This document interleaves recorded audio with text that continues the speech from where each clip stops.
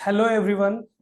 अब हम लोग स्टार्ट कर रहे हैं हमारा next lecture for non profit making organisation for CUET 2024। इस लेक्चर में हम सबसे पहले डिस्कस करेंगे, हम जो कुछ भी अभी तक प्रीवियसली पढ़ चुके हैं उसको पहले एक सम अप करते हैं, क्योंकि वो सारे पॉइंट्स जो हैं वो आने वाले लेक्चर्स से कनेक्टेड हैं। हम लोग पढ़ रहे थे सर, फर्स्ट ऑफ ऑल हम लोग पढ़ रहे थे एक नॉन प्रॉफिट मेकिंग ऑर्गेनाइजेशन का अकाउंटिंग के बारे में पढ़ रहे थे। एक नॉन प्रॉफिट मेकिंग ऑर्गेनाइजेशन की अगर मैं बात करूं बच्चों, तो उसकी अकाउंटिंग की शुरुआत, रिकॉर्डिंग जो होती है वो बेसिकली एक कैश बुक बना के सारी की सारी रिकॉर्डिंग कर लेते हैं, क्योंकि वो अधिकतर ट्रांजैक्शन कैश या बैंक से करते हैं।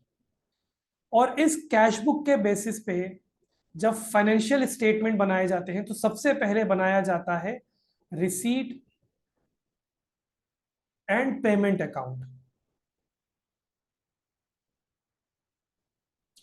रिसीट एंड पेमेंट अकाउंट के बारे में हमने बात की थी कि रिसीट एंड पेमेंट अकाउंट जो है, it is just a summary of cash book.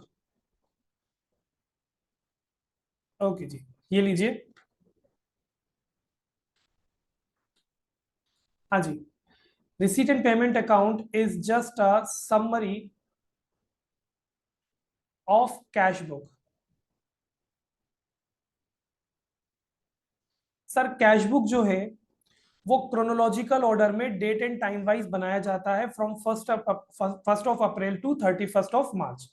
और साल के एंड में, ईयर एंड पे सारे के सारे रिसीट्स और सारे के सारे पेमेंट को सम अप किया जाता है, समराइज किया जाता है और उससे बना दिया जाता है receipt and payment account. Receipt and payment account जो बनाया जाता है वो बनाया जाता है कैश बेसिस पे। There are two methods of accounting, one is cash basis, one is accrual basis। तो यहाँ पे जितनी भी अकाउंटिंग होती है वो कैश बेसिस पे होती है, कैश बेसिस। ठीक है ना। इसका मतलब ये है सर कि रिसीट एंड पेमेंट अकाउंट में जितना कैश आया और जितना कैश गया हम वो रिकॉर्ड कर लेते हैं। इनफैक्ट यहाँ पे revenue items as well as capital item दोनों को रिकॉर्ड कर लिया जाता था, रेवेन्यू आइटम को भी और कैपिटल आइटम को भी। नेक्स्ट स्टेप इज, अब इसके बाद हम समझेंगे कि रिसीट एंड पेमेंट अकाउंट को बेसिस रख के अगला जो अकाउंट बनाया जाता है that is income and expenditure account. Income and expenditure account के बारे में हमने बात की थी कि income and expenditure account is just like a P&L account, profit and loss account की तरह होता है, जहां पे हम ऑपरेशनल फंक्शनिंग के बारे में समझते हैं कि ऑपरेशन से कितना पैसा आया और कितना पैसा गया और अल्टीमेटली कितना सरप्लस बच गया या कितना डेफिसिट रह गया। सरप्लस और डेफिसिट, हम यहाँ पे प्रॉफिट और लॉस शब्द का इस्तेमाल नहीं करते। इंपॉर्टेंट चीज इसमें यहाँ पे ये हो जाएगी कि इनकम एंड एक्सपेंडिचर अकाउंट जो है वो बनाया जाता है ऑन अक्रूवल बेसिस। एक मिनट, वो बनाया जाता है भाई अक्रूवल बेसिस पे।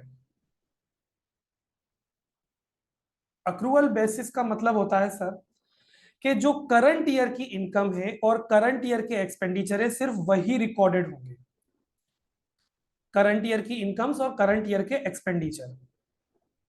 अगर कोई प्रीवियस ईयर की इनकम या प्रीवियस ईयर का एक्सपेंडिचर हमें कैश में मिला भी हो करंट ईयर में, तो उसे हम एक्सक्लूड कर देंगे, वो यहां पे नहीं आएगा। मतलब इसमें आउटस्टैंडिंग, प्रीपेड, अक्रूड, अनअर्न्ड इन सब का ट्रीटमेंट होगा। ठीक है ना। और इंपॉर्टेंट बात यहां पे सिर्फ और सिर्फ रेवेन्यू रिसीट्स, रेवेन्यू आइटम ही अकेले आएंगे, ओनली सिर्फ रेवेन्यू आइटम आएंगे। मतलब अगर कोई कैपिटल एक्सपेंडिचर या कैपिटल रिसीट है वो इनकम एक्सपेंडिचर का पार्ट नहीं बनेंगे, वो जाएंगे पूरे के पूरे बैलेंस शीट में। और जस्ट आफ्टर दिस हम बात करें तो नेक्स्ट जो बनाया जाता है इनकम एंड एक्सपेंडिचर अकाउंट के साथ that is balance sheet. Balance sheet एक नॉर्मल बैलेंस शीट जहां पे एक तरफ सारे असेट्स होंगे, सारे कैपिटल फंड और लाइबिलिटीज आएंगे, मतलब जितने भी कैपिटल आइटम है वो बैलेंस शीट में चले जाएगा। तो इस तरीके से फाइनेंशियल स्टेटमेंट बनते हैं। आज इस पर्टिकुलर लेक्चर में हम जो इंपॉर्टेंटली डिस्कस करने वाले हैं, अभी अभी हमने बात करी कि sir income and expenditure account की जब हम बात कर रहे हैं, इनकम एंड एक्सपेंडिचर अकाउंट, इसे मैंने एक बहुत इंपॉर्टेंट चीज आपको बोली कि यहां पे सब कुछ लिखा जाता है अक्रूवल बेसिस पे, और सिर्फ रेवेन्यू आइटम को ही हम ट्रीट करते हैं। तो यहाँ पे बेटा एक बहुत समझने वाली चीज जो हमारे लिए आ जाती है वो ये आ जाती है कि सर अक्रूवल बेसिस का मतलब ही है सिर्फ करंट अकाउंटिंग पीरियड का आइटम ही आएगा। अगर कोई प्रीवियस ईयर का आइटम जो प्रीवियस ईयर में नहीं मिला है इनकम लेट से, और करंट ईयर में मिली है, तो उसे हमें यहाँ पे लेने की जरूरत नहीं है, because it's an income for the previous year not the current year. And same with the expenditure as well. अगर हमने कोई ऐसा एक्सपेंडिचर किया है which is pertaining to previous year और फ्यूचर ईयर, उसको भी हमें एक्सक्लूड कर देना। हमें आउट एंड आउट हमें सिर्फ करंट ईयर का ही ट्रीटमेंट लेना है। इसमें सबसे पहले जो मैं डिस्कस करूंगा आप लोगों के साथ वो होगा सब्सक्रिप्शन। सब्सक्रिप्शन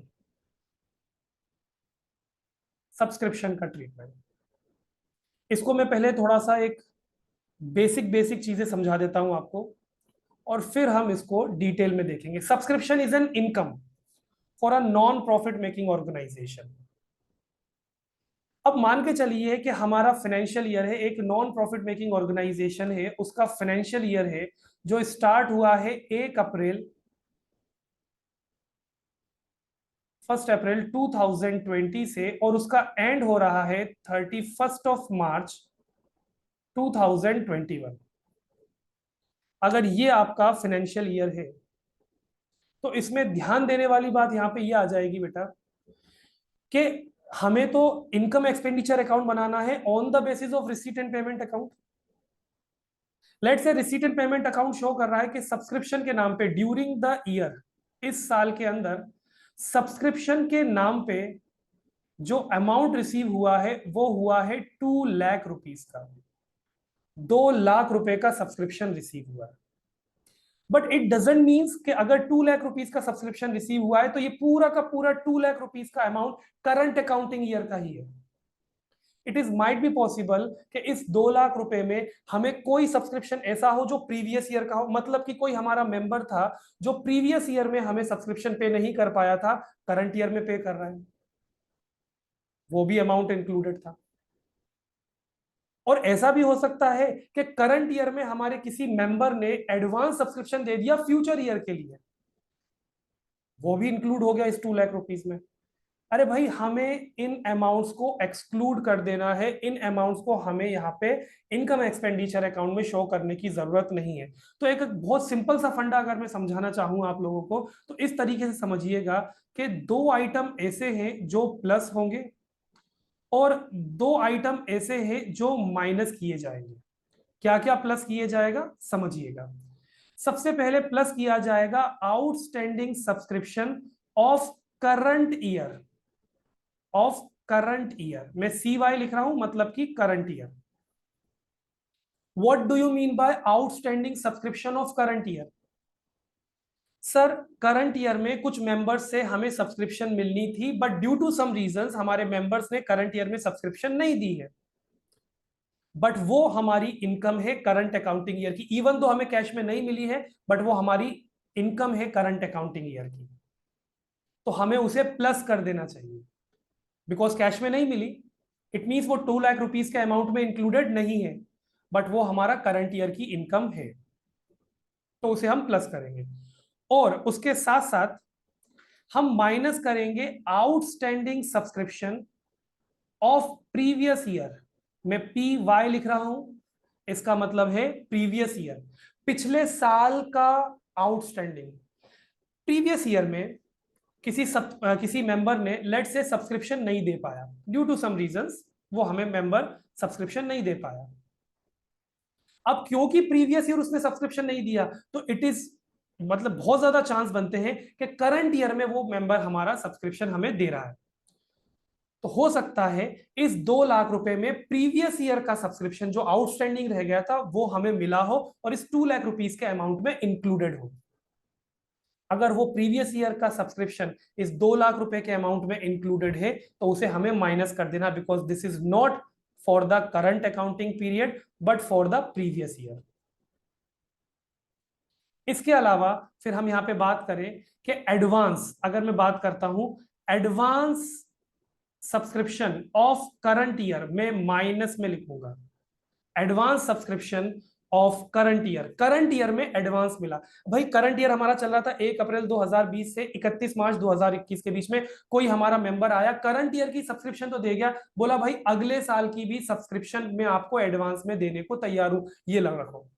अब हमने सब्सक्रिप्शन ले तो लिया एडवांस में, बट क्या वो इनकम हमारे करंट ईयर की है? तो आंसर इज नो सर, वो हमारे करंट ईयर की इनकम नहीं। इवन तो हमें कैश में मिल गया, मतलब इस 2 लाख रुपीज के अमाउंट में वो अमाउंट इंक्लूड होगा, बट वो हमारे करंट ईयर की इनकम नहीं है, इसलिए हम उसको क्या कर देंगे? माइनस। हमें सिर्फ और सिर्फ करंट ईयर की इनकम चाहिए।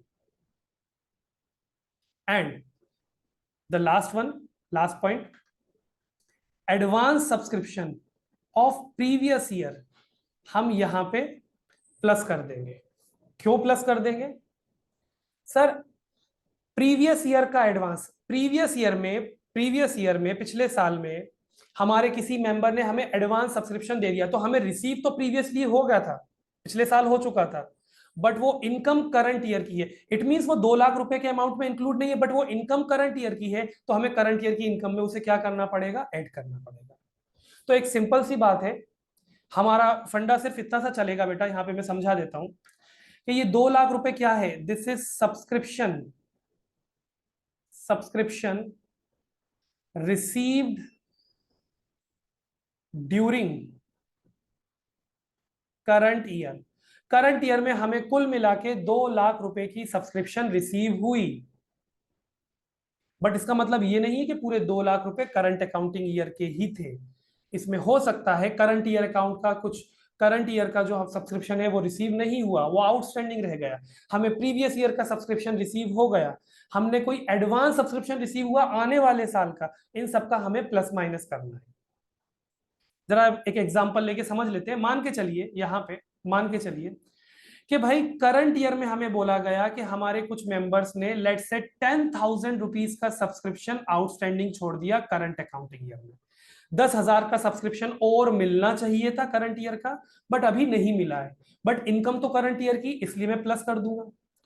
और प्रीवियस ईयर का आउटस्टैंडिंग, मतलब प्रीवियस ईयर में 5,000 रुपए का कुछ आउटस्टैंडिंग सब्सक्रिप्शन रह गया था जो कि करंट ईयर में मिल गया।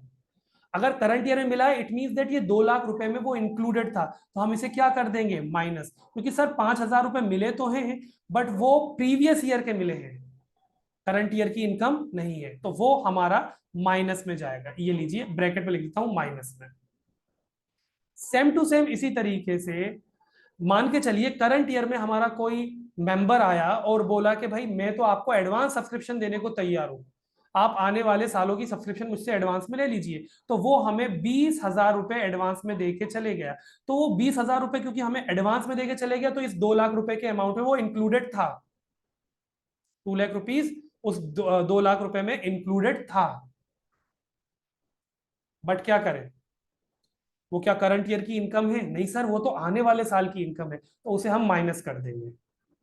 और सेम टू सेम उसी तरीके से प्रीवियस ईयर में अगर किसी बंदे ने एडवांस दिया होगा, किसी पार्टनर ने, मेंबर ने एडवांस दिया होगा, तो वो हमारे लिए एक तरीके का करंट ईयर की इनकम है। मिल पिछले साल गई थी, इट मीन ऑब्वियस ही बात है 2 लाख में इंक्लूडेड नहीं है वो अमाउंट, बट अब हम उसे इंक्लूड करके दिखाएंगे कि करंट ईयर की इनकम। और अल्टीमेटली इन सब का ट्रीटमेंट करके यहाँ पे देखिएगा 2 लाख प्लस 10,000 15,000, वो हो जाएगा 2,15,000, और यहाँ पे 25,000 माइनस करेंगे तो बाहर निकल के आएगा 1,90,000। ये 1,90,000 जो सब्सक्रिप्शन है, this is of current accounting period, चाहे कैश में मिला हो या ना मिला हो। इसमें हमने प्रीवियस ईयर की इनकम को हटा दिया, फ्यूचर ईयर की इनकम को हटा दिया, और सिर्फ करंट ईयर की इनकम को रखा है। That is the treatment for subscription. ये जाएगा आपका कहां पे? इनकम एंड एक्सपेंडिचर अकाउंट में। ये आपका जाएगा बेटा कहां पे? इनकम एंड एक्सपेंडिचर अकाउंट में, अक्रूअल बेसिस पे। 1,90,000 रुपए का अमाउंट जो है वो आपका यहाँ पे दिखाया जाएगा। This is how to treat subscription. अब इसमें भी कुछ अलग अलग फंडे आएंगे किस पे, अच्छा ऐसे ही कैलकुलेशंस पे आपके एमसीक्यूज बनते भी हैं।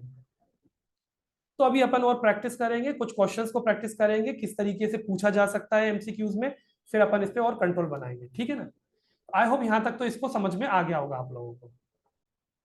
चलिए आइए देखते हैं थोड़ा सा अब अपनी एनसीईआरटी बुक से दिए सब्सक्रिप्शन के बारे में क्या बोला गया है। Subscription is a membership fees paid by the members on annual basis। हर साल पे करना होता है।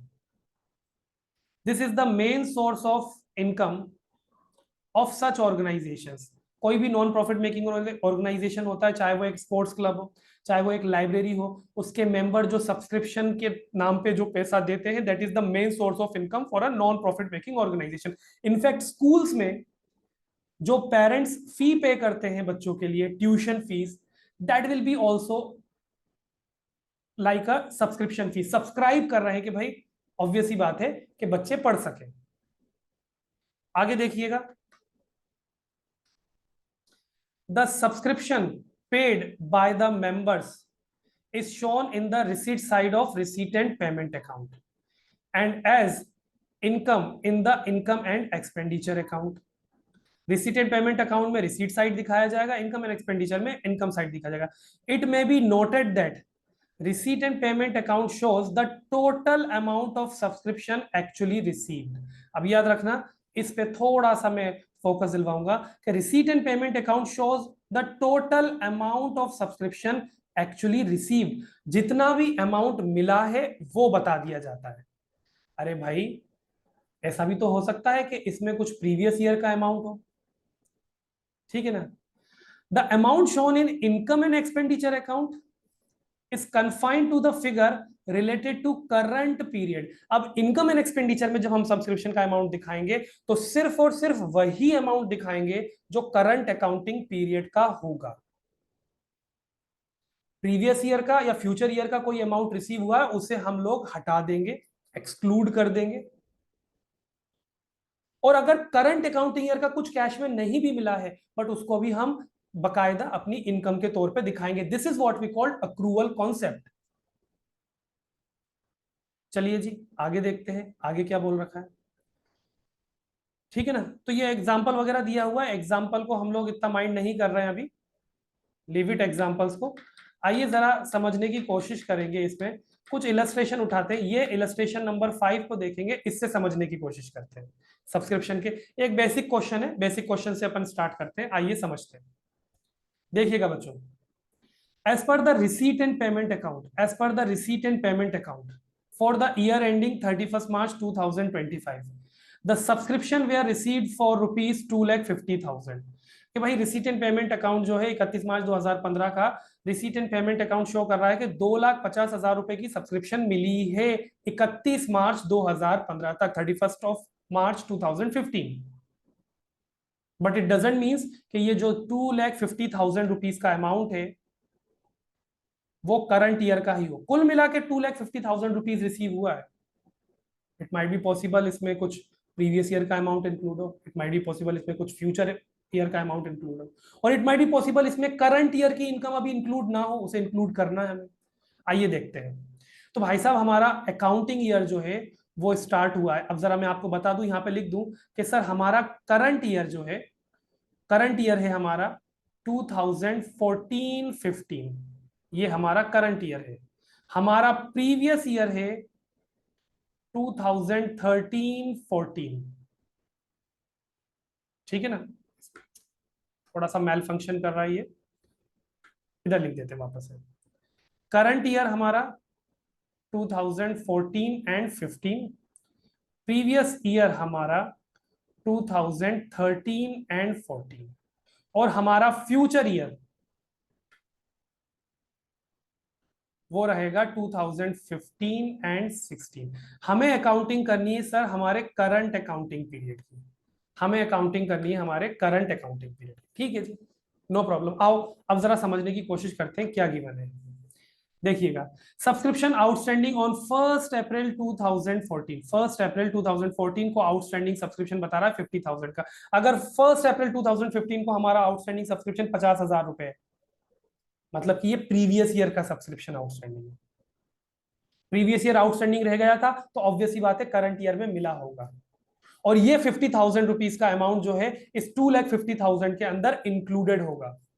अगर कोई फर्दर इंफॉर्मेशन नहीं दी है तो it is normally assumed that this 50,000 rupees amount is included in the 2,50,000 rupees amount which is received during the current year. It is quite obvious कि भाई पिछले साल का जो बकाया रह गया होगा करंट ईयर में हमें मिल गया होगा, तो 50,000 रुपए उसमें इंक्लूडेड है। क्या ये 50,000 रुपए हमारे करंट ईयर की इनकम है? तो आंसर इज नो, ये हमारे करंट ईयर की इनकम नहीं है। देखते हैं, इसको भी देखते हैं, इसे हमें एक्सक्लूड करना होगा। फिर outstanding subscription on 31 March 2015, current year के एंड में हमारी आउटस्टैंडिंग सब्सक्रिप्शन बताई गई है 35,000 की।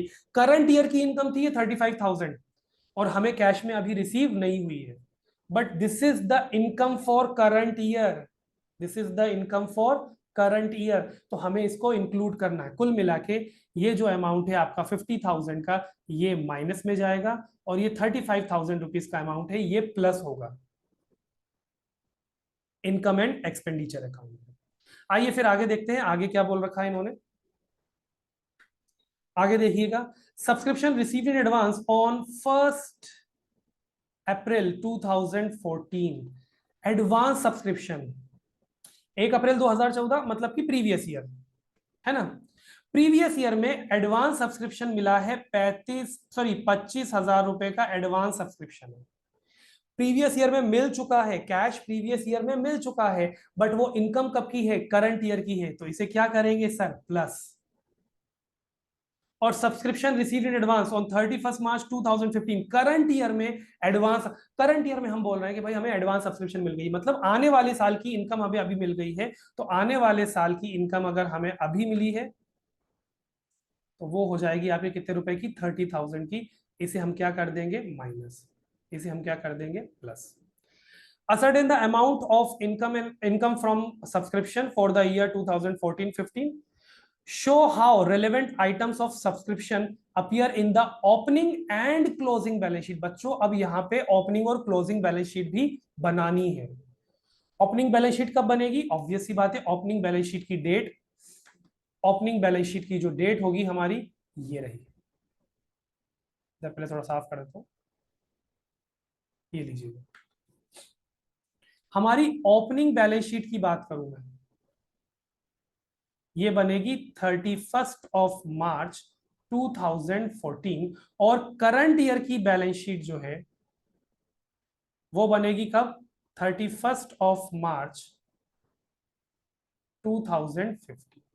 ये हमारी करंट ईयर की बैलेंस शीट रही, ये हमारी प्रीवियस ईयर की। अब एक सिंपल सी बात है sir, outstanding subscription, outstanding subscription, the subscription which should be received but due to some reasons वो अभी कैश में रिसीव नहीं हुई है।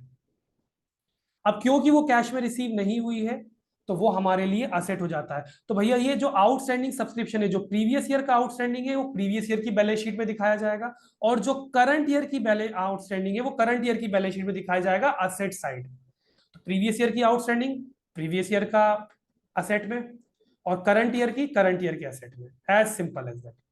उसी तरीके से एडवांस सब्सक्रिप्शन, अगर हमने अपने मेंबर से एडवांस में सब्सक्रिप्शन ले लिए भाई, अगर आप किसी से इनकम एडवांस में ले लेते हो बेटा, वो आपकी लाइबिलिटी बन जाती है। तो जो प्रीवियस ईयर का एडवांस है वो प्रीवियस ईयर की बैलेंस शीट में, ओपनिंग बैलेंस शीट में लाइबिलिटी साइड दिखाया जाएगा, और जो करंट ईयर का एडवांस है वो करंट ईयर की बैलेंस शीट में लाइबिलिटी साइड दिखाया जाएगा। एज सिंपल एज दैट, बस इतने से ट्रीटमेंट होने हैं। आउटस्टैंडिंग असेट रहेगा, प्रीवियस ईयर का है तो प्रीवियस ईयर की बैलेंस शीट में, करंट ईयर का है तो करंट ईयर की बैलेंस शीट में, और advance subscription is a liability, अगर करंट ईयर का है तो करंट ईयर की बैलेंस शीट में, और प्रीवियस ईयर का है तो प्रीवियस ईयर की बैलेंस शीट में। आइए अब इसका क्या ट्रीटमेंट किया गया है जरा समझने की कोशिश करते हैं। ये देखिए, बिल्कुल वही का वही ट्रीटमेंट किया जो हमने अभी डिस्कस किया है कि सर सब्सक्रिप्शन रिसीव हुआ था 2,50,000 का, 2,50,000 का सब्सक्रिप्शन रिसीव हुआ था, उसमें हम क्या करेंगे सर, करंट ईयर की आउटस्टैंडिंग को प्लस कर देंगे,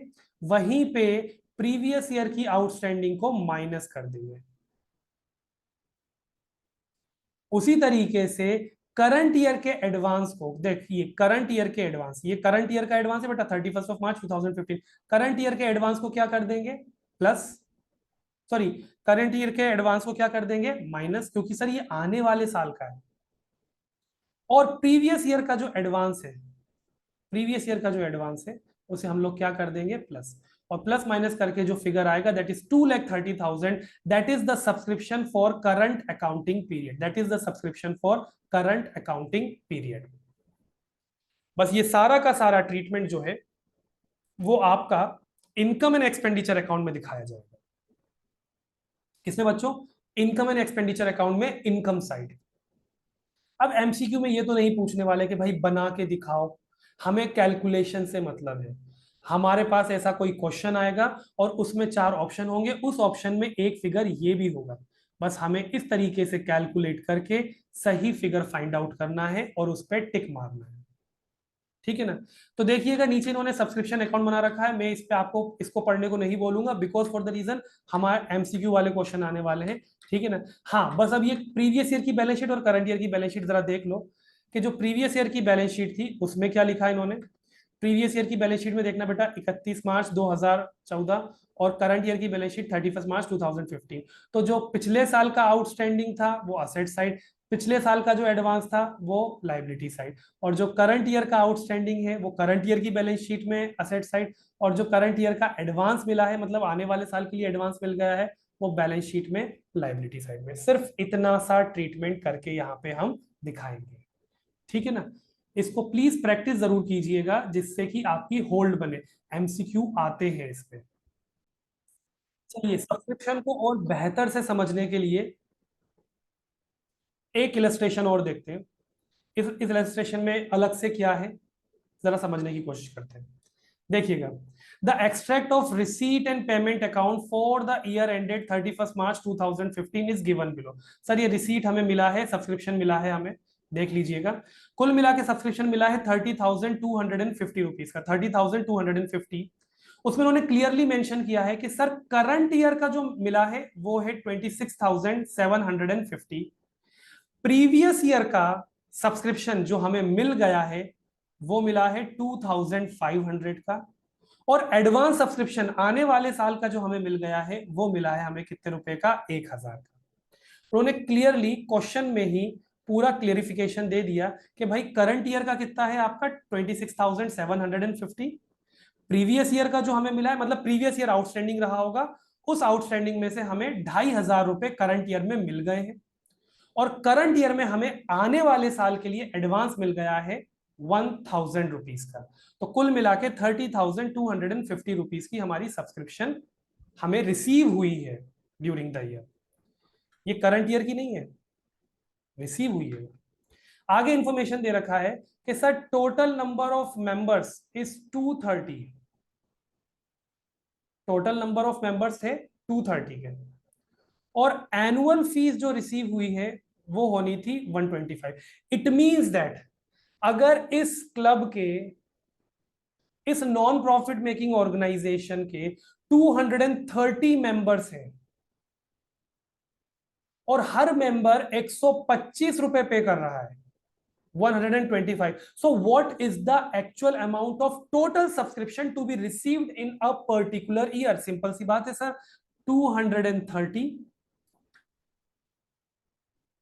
230 multiply by 125, 230 multiply by 120 जी, कितना रिसीव होगा 300, sorry 230 multiply by 125 which happens to be 28,750। मतलब कि अगर एमसीक्यू में ये क्वेश्चन पूछ लिया जाए ना और बोला जाए कि इनकम और एक्सपेंडिचर अकाउंट में बताइए कितना शो होगा आपका इनकम फ्रॉम सब्सक्रिप्शन, तो आपको बाकी कुछ करने की जरूरत नहीं है, सीधे आंसर निकाल दीजिएगा। सीधे आपका ये आंसर आ रहा है सर, हमारा आएगा आंसर कितना 28,750, 28,750 का सब्सक्रिप्शन एनुअल सब्सक्रिप्शन बनता है, डायरेक्ट आंसर निकल आएगा। बट आगे भी कुछ इंफॉर्मेशन है, जरा पढ़ लेते हैं। सब्सक्रिप्शन आउटस्टैंडिंग ऑन 1 अप्रैल 2013, वो दे रखा है उन्होंने 2750। मतलब प्रीवियस ईयर एक्चुअली आउटस्टैंडिंग रहा था 2750 रुपए का सब्सक्रिप्शन। कुछ मेंबर्स है जिन्होंने सब्सक्रिप्शन नहीं दिया था, और उन्होंने जो सब्सक्रिप्शन नहीं दिया था उसका अमाउंट था 2750। अब माइंड यू, उस 2750 में से करंट ईयर में मिला कितना है? 2500। मतलब पिछले साल आउटस्टैंडिंग कितना रहा? 2750। उसमें से करंट ईयर में मिला कितना? 2500। इट मींस दैट अभी भी स्टिल आउटस्टैंडिंग कितना रहेगा? 250। 250 रुपए का सब्सक्रिप्शन ऐसा है जो प्रीवियस ईयर से आउटस्टैंडिंग है और करंट ईयर में भी आउटस्टैंडिंग रह जाएगा। Prepare statement showing relevant items and subscription income advance, इनका सारा ट्रीटमेंट करके दिखाना है। आइए जरा देखते हैं कैसे ट्रीटमेंट होगा।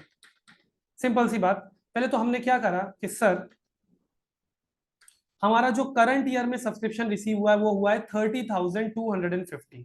उसमें से मैं सबसे पहले जाके बिंदास माइनस करूंगा एक तो कौन सा अमाउंट सर, जो हमें प्रीवियस ईयर में रिसीव हुआ है, प्रीवियस ईयर का जो आउटस्टैंडिंग करंट ईयर में रिसीव हुआ है। सर पिछले साल का जो करंट ईयर में भी आउटस्टैंडिंग, एक्चुअली इन्होंने ट्रीटमेंट यहाँ पे थोड़ा सा गलत कर रखा है। मैं यहाँ पे आपको बोलूंगा कि हम यहाँ पे प्लस करेंगे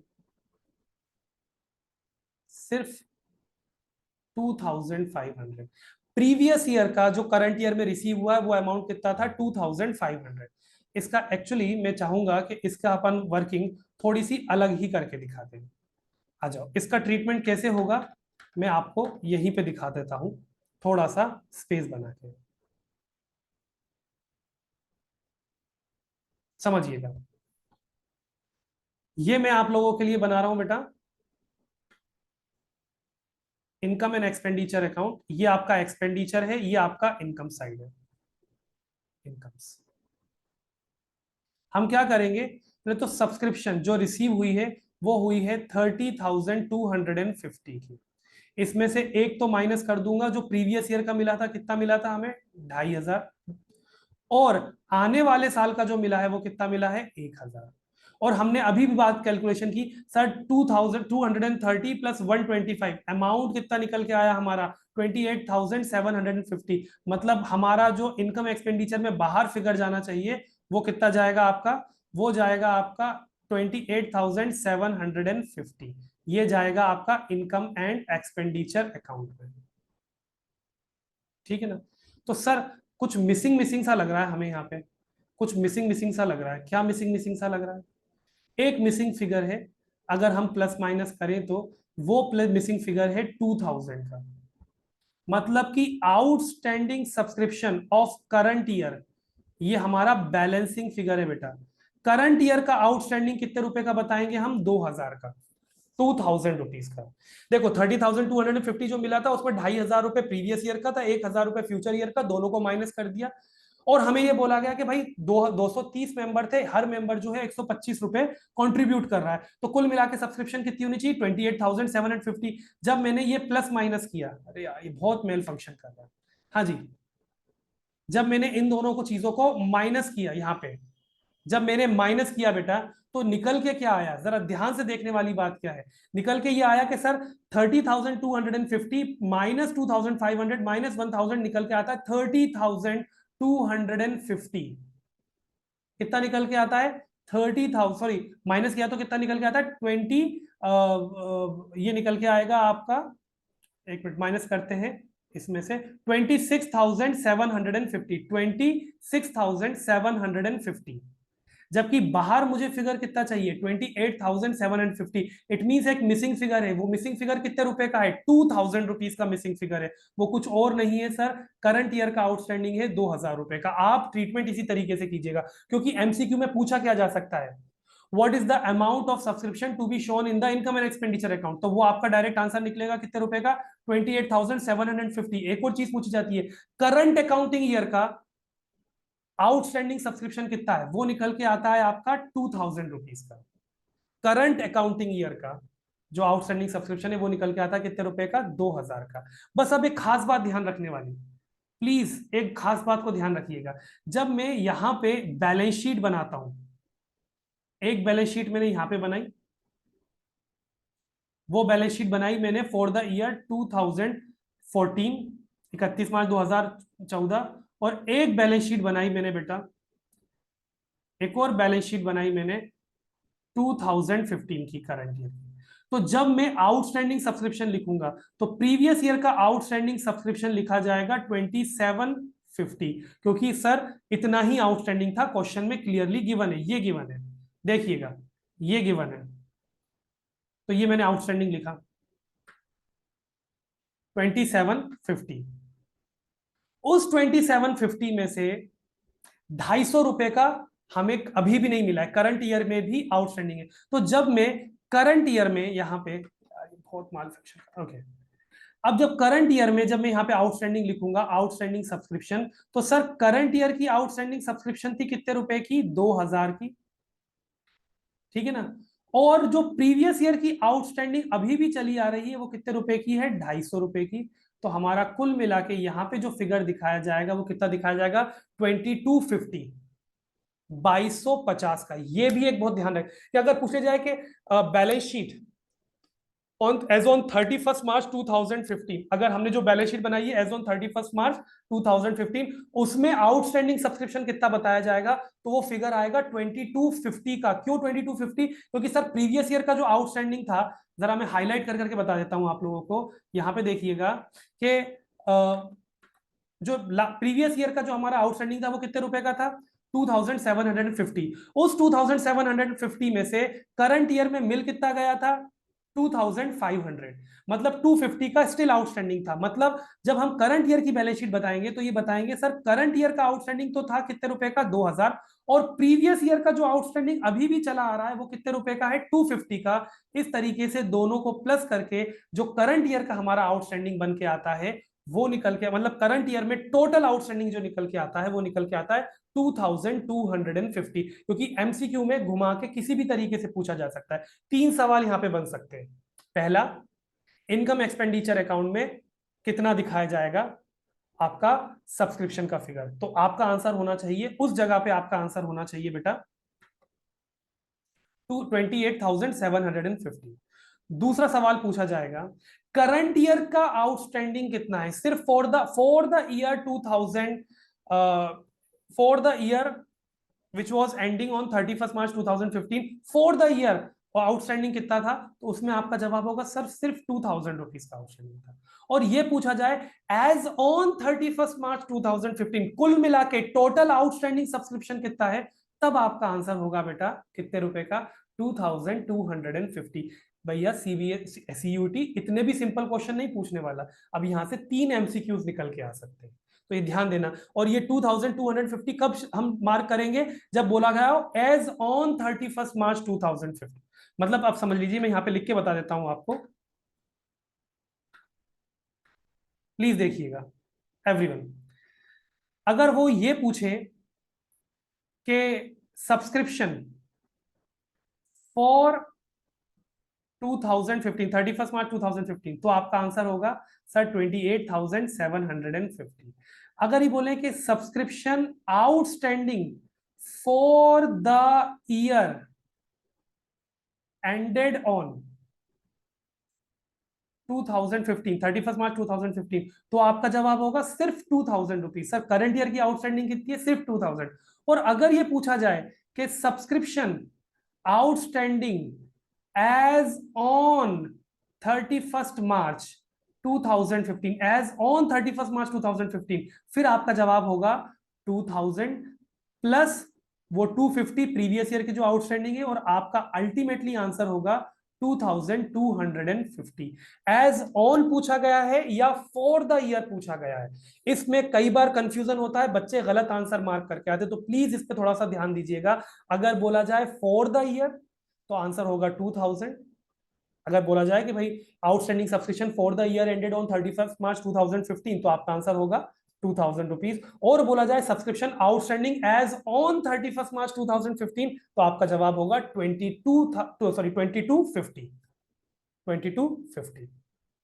इस इलस्ट्रेशन को प्लीज अपनी एनसीईआरटी से थोड़ा सा प्रैक्टिस कीजिएगा और इन आंसर्स को निकालिएगा जो मैंने आपको समझाया है। जो इनका सॉल्यूशन है उस सॉल्यूशन पे मत जाइएगा, सॉल्यूशन हमें यहाँ पे एमसीक्यू क्रैक करना है, मैंने आपको एमसीक्यूज की ट्रिक बताई है, ठीक है ना। इस पे अभी अभी हमें और भी प्रैक्टिस करनी है, आने वाले लेक्चर्स में हम प्रैक्टिस करेंगे।